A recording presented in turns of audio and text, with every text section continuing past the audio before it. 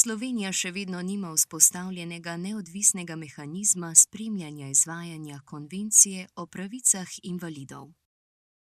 Kot je bilo rečeno na nedavnem dogodku, vzpostavitev neodvisnega mehanizma spremljanja pravic invalidov Slovenije je na področju spremljanja pravic invalidov še vedno velika sistemska praznina.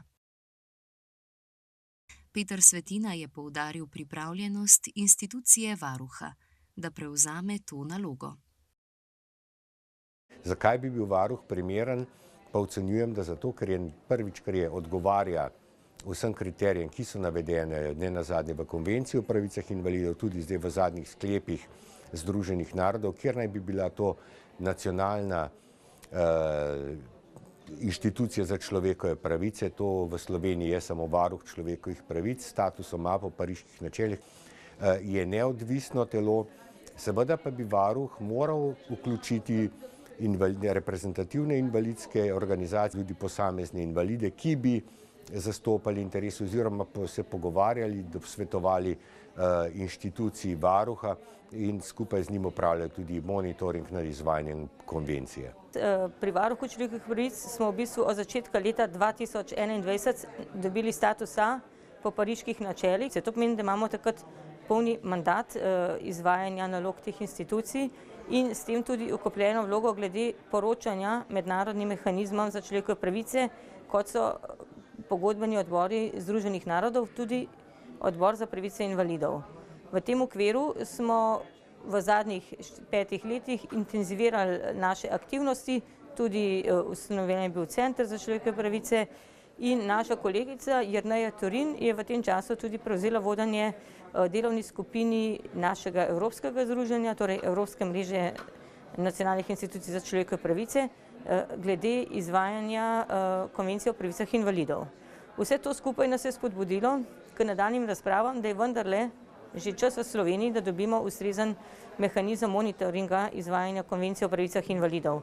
Namreč že več kot 15 let država ni vzpostavila tega mehanizma in to botruje tudi našim opažanjem, v katerih poročamo in mednarodnim odborom, pa tudi državnemu zboru v naših letnih poročilih in v konkretnih primerih, da v bistvu izvajanje konvencije o pravicah invalidov v Sloveniji ni na najbolj zadovoljivi ravni in da menimo, da bi veljalo ukrepiti mehanizme, ki bi zagotavljali večje izvajanje konvencij.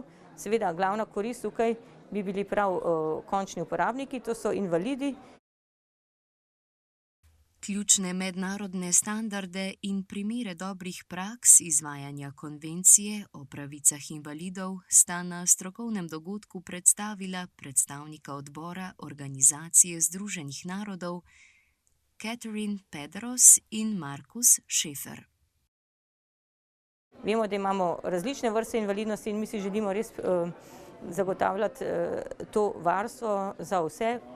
Zato smo se odločili, da povabimo dva zelo ugledna strokovnjaka in profesor Markus Schäfer, ki je tudi član odbora za pravice invalidov. Nam je danes zelo lepo predstavil to, kar smo ga mi prosili.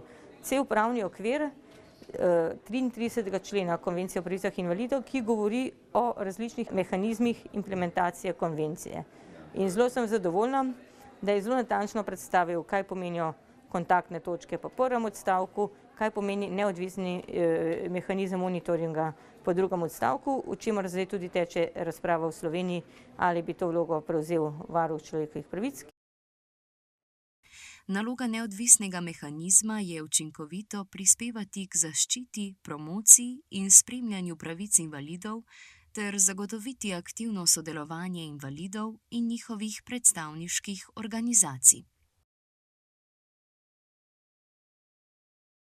Pa ta monitoring naj bi izvajal nek neodvisni organ, to se pravi, da bi hodil gledati ali na terenu in opozarjal na to, če se spoštujejo oziroma kje so kršene pravice invalidov. Seveda se ne bi kot varuh zdaj ukvarjal s posameznimi pobudami, vendar upravlja monitoring na izvajanje konvencije. V nekem delu varuh to že danes počne, ampak naloga je to, da aktivno, proaktivno postopimo v področje, kjer se kršijo pravice invalidov, kjer se kršijo konvencije o pravicah invalidov.